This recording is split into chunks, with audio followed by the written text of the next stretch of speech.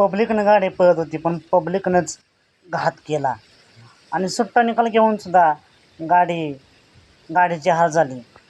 मित्रांनो, कोण झालं फायनल पात्र आणि कोण झालं क्वार्टर पात्र. मित्रांनो, आज एक भव्य दिवस ओपनचं मैदान पार पडतंय.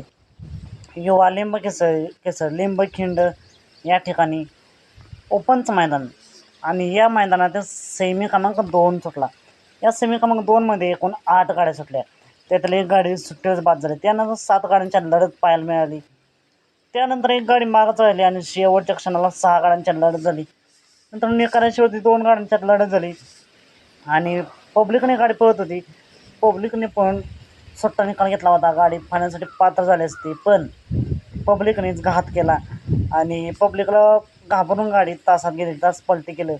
त्यामुळे चांगल्या गाडीचं मात्र झालं आणि निकाल दिला. मग 2 नंबरला गाडी उतरली, ती म्हणजे तास क्रमांक 7वरून धावली गाडी.